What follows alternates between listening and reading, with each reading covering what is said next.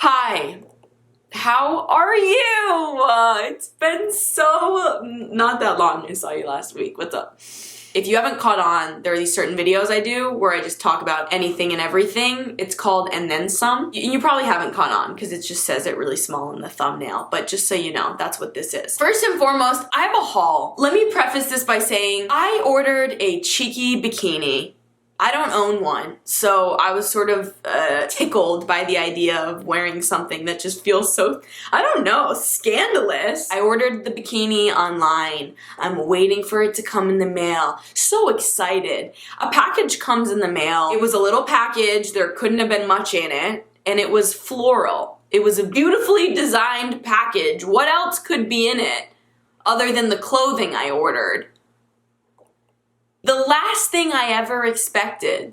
My dad sent me a nuke alert, a 24/7 radiation monitor and alarm that goes off if it detects any sort of nuclear activity. It literally tells you like how many chirps and what is like, honestly, I don't know what any of this means. And I was doing a really good job at suppressing the potential end of the world, but my dad is like making me fucking face it or whatever. It's hard because there's some stuff that you should pay attention to and try to do stuff about, and then there are other things that feel so beyond your control that suppressing seems like the best solution. I can't even tell you the amount of emotions that overcame me in the moment that I opened a package and thought I was getting a hoish, I don't like that word, a scandalous bikini bottom, and then instead got a nuclear bomb detector. I felt so stupid, so vain and silly, and then panicked, and then there was some existential dread. So that was a really, really bizarre first world moment for me. But anyways, after I got this nuke alert, my dad has continued to send me items to prepare for the apocalypse, and I want to show you the items that he got me. But I will say this, if there is some sort of nuclear disaster, I just want to die. I don't have any interest in surviving or even attempting to survive. That sounds traumatic. That sounds stressful. Honestly, life as is pretty good, and I'm still like, I don't need to be here. I don't mean that in like a suicidal way, and I don't mean to be frivolous about the subject of life. I'm just not really scared. I'm not afraid of death. And so if a lot of people were to die, I would just be like, I'll go with them, you know? So here's a bunch of useless stuff that I don't need because if something happens, I hope to be taken out. We've got a tactical flashlight. Whoop, whoop. Seen in the dark. All right. We've got a, MiniWorks X purifier system. Does this work on romantic exes? I don't even know what this does or how to use it, but it's purifying.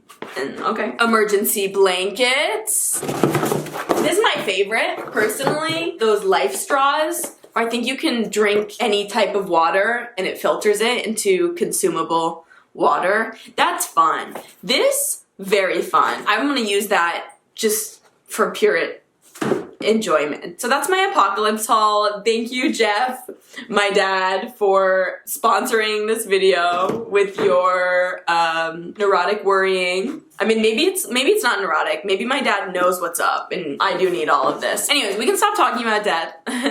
Okay, let's talk about life. Did you guys know? Did you know that we can relax? What?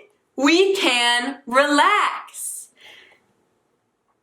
I'm I'm listening to a book I read, The Power of Now. If you haven't consumed it, genuinely do yourself a favor and consume it. It'll change your life. And it's reiterating all of this stuff that I'm learning and trying to incorporate into my being. But I just went through a really dark period. You guys may or may not have seen my video entitled Heartbreak. I went through heartbreak. I'm still going through heartbreak. It's a process. But I'm definitely coming out the other side. I'm seeing light. A big piece of that is the realization that a lot of my suffering has been self-imposed. I'm constantly having anxiety and stress over things that I just can't control, that aren't necessarily even relevant in any given moment. It's like a problem for the perceived future. So I'm trying to approach life from a brand new way, which is just actually fully engaging in any given moment. And so that means every time, probably hundreds of times a day, a thought comes into my brain that asks me to pay attention to the future or worry about the past. Mostly future tripping is what they call it in my therapy. I just say, everything's working out. I'm safe. It's fine. And it's increased my level of happiness exponentially. I've been doing this for a week. 1 week. And I've lived like this before, but then you forget that you can live like this, and then you fall back into old patterns, and then you remember again. I've remembered, I'm back.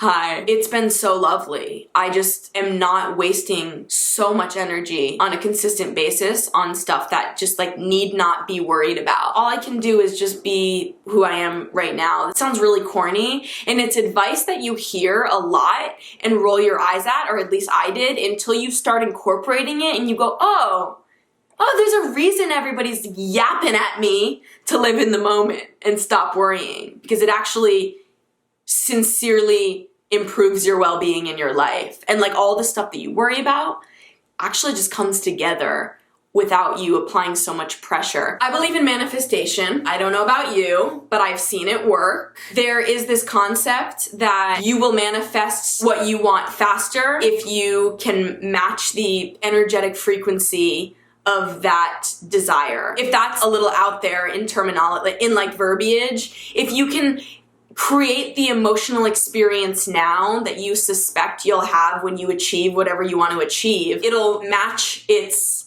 I'm trying to say it in not a way, because I know if you don't subscribe to these ideas, it's going to sound silly. You invite what's similar into your life. So if you're happy and feel good and confident, you will find situations in your life that match that, versus if you are sad and looking at the world through a depressed lens, you're going to find more stuff to feel sludgy about. I noticed that 2 things that I wanted to manifest that I have been talking about and putting out there came to me like this within 3 to 4 days of practicing this type of living. Every time I feel resistance or stress, just letting it go and being present. I'll tell you what they are. But the idea that we will find happiness when we achieve something or get something is a fallacy. There's a thing called hedonic adaptation, which basically means even when someone wins the lottery or something really bad happens, you ultimately end up leveling out at your standard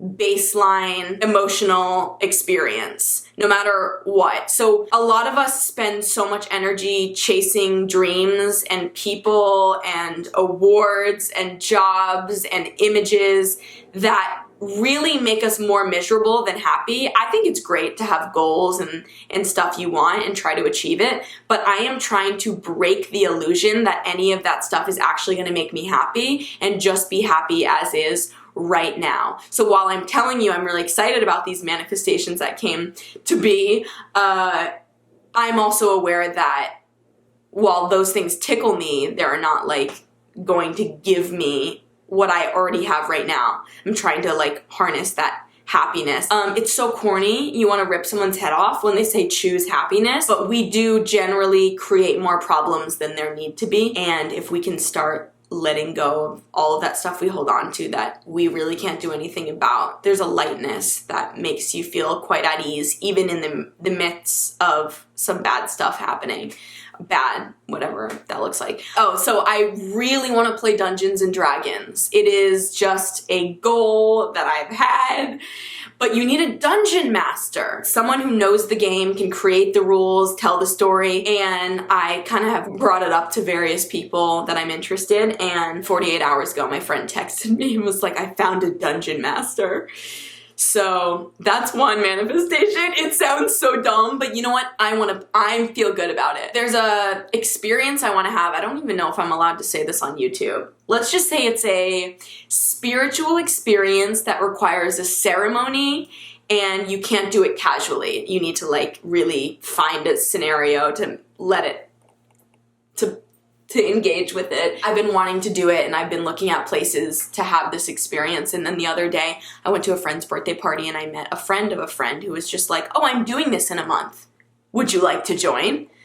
And that was beautiful. To me, that's a sign that I am on the right path when things that I want just kind of pop up quickly. And it's no coincidence that I happen to feel good when things are like flowing easily. Anyways, my aunt just texted me. She sent me a selfie with her and my mom. You don't care. What else do we have here? This is stupid, but an unrelated. The other day, I was driving in my car and I saw a woman with the sickest dance moves I have ever seen in my life. They were like so specific. I don't know. I was just in awe at how her brain even came up with such unique motions. And then the lady next to her started doing it in the car. And then I was like, oh, they're doing sign language. Like they're just speaking to each other.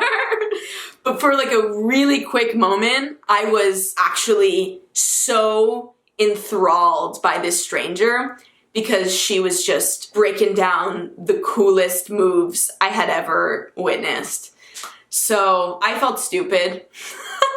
I still feel stupid, but it makes me laugh. So I guess there's no conclusion, but in conclusion, if I needed a conclusion, it would be if you know ASL, whip it out on the dance floor. It looks really cool. It looks really cool. Yeah, okay. Oh, Moo isn't dead. A lot of you guys thought my cat died because I posted a video a month or two ago called Heartbreak, which wasn't about my cat dying. She was in the video. Like she was in the video, and some of you still were like, oh my god, is Moo dead? Then I made the mistake of a few weeks later, I posted a photo of Moo on my Instagram story laying down, like legs in the air, and I wrote R.I.P. because she was rolled over, you know, like you know what I mean? Like it was the position she was in was giving R.I.P. So I entitled the Instagram story R.I.P. and then I got like a bunch of messages from people sending me their condolences because they thought Moo died. Anyways, I took the story down shortly after because some people can't take a fucking joke. And I didn't want anyone to think I was like fucking baiting you into sympathy because I was just making a joke. Moo's not dead. I'm looking at her right now. She's literally the cutest thing on earth. So just wanted to let you know, Moo's not dead. Not yet. Do you guys ever get people on your TikTok account and it says in your contacts and you're like, I have never seen this person in my entire fucking life? Is that just me? Am I exposing myself as someone who just willy-nilly exchanges phone numbers with people? I do have a lot of contacts that I sincerely have no idea who they are, but sometimes I'm on TikTok and it shows me someone and it says they're in my contacts and I will sit there looking through their feed for like 30 minutes just in such utter confusion because I simply don't know them. Does that happen to you? Let me know. I have another question. Okay. Do you find that there's stuff that people like that you don't like? Like that stuff that everybody likes that you don't like? There's got to be a term for that. When you feel like there's something fundamentally wrong with you or you don't quite fit in because everybody around you is like literally hootering and hollering about something and you're kind of like,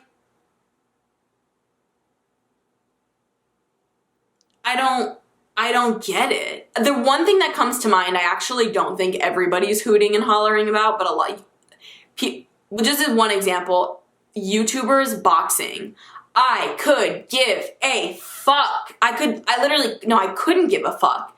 I would literally rather watch grown-ass adults, YouTube creators in a spelling bee. We had this thing at school, which I hated. It was called Field Day, where you would do like field sports, and there was one where you would get in a bag and you'd have to hop faster than somebody else. I hated that. I would rather watch people do that than boxing. I box.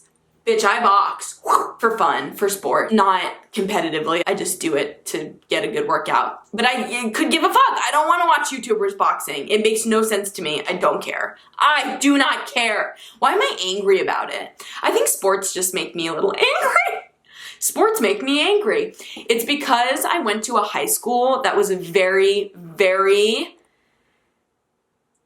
sexist. It used to be an all-boys school and it only became a girls' school, or like all-inclusive, shortly before I came into the picture of attending, before I came into the picture and changed everything. So the way that and I think this is common across all schools, but the way sports was praised and other stuff was minimized just made me angry. And now I'm an adult and I'm just like, dude, fuck sports. I don't care at all. Sorry. I have some stuff to work out, I think. And I don't mean to offend you. You do whatever makes you happy. As long as it makes you happy, it doesn't make me happy. It makes me angry. So I avoid it. And you know what? We're all different people at the end of the day. I shouldn't assume that something's wrong with me because I don't jive where others jive. You know? I got my own jiving spots. Some weird. Oh, I was on an airplane flying to the East Coast last week, and the guy next to me towards the end of the flight started chatting with me, and I tried to sort of give him the hint that I wasn't interested, so I would say something back and then turn away, look at my phone. There was really bad turbulence, and he used the turbulence as an excuse to grab my hand, a fucking stranger. We exchanged 5 sentences max, and the turbulence was going on, and I like kind of, I don't know, I wasn't remotely going near him. I think my hand was just like this, and he just went to grab it, and I threw it. I was like, no, don't fucking touch me. I mean, I didn't say that because when you're in a scenario like that, in my experience, even though I want to tell him, hey, what the fuck, don't do that to a stranger, I just panic and don't want to be there and then try to make it as friendly as possible, you know, which I hate. I just wish I could be more forthright about how uncomfortable people make me feel, but instead I just want to I like go into fight or flight and I shut down and then I just try to be kind and get out of it. Anyways, he proceeded to ask me out. He started by asking me out on a very specific date. He said that the next time I come to LA, do you want to do this? And I was like, no, that's okay. And he was like, well, what about this? And I was like, no, it's okay. And he was like, well, what about this?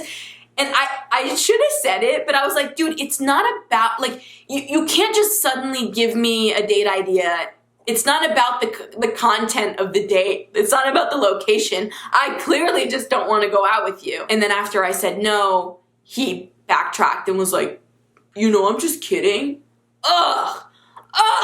The ego. The best part of this story was that he goes, do you listen to rap? And I said, no, not really. And then he said, oh, so you don't know who I am. As if I had known who he was, I would have said yes to his advances, which is like, A, offensive. What do you take me as? And B, just so ugly to think that you are inherently more valuable because you have a following or something. Like, you deserve my attention or validation, because I was just like, dude, what? Every person I've told this story to is like, well, who is he? Which makes me so irritated. I'm like, it doesn't matter. Anyways, I don't know who he is, because I did say to him, I was like, well, who are you? And he told me, I'll tell you when we get off the plane. That was the part that I started sweating and panicking, because he was establishing this dominance over me. Basically saying, like, we will talk until we get off the plane, or when we get off the plane, I'm gonna find you.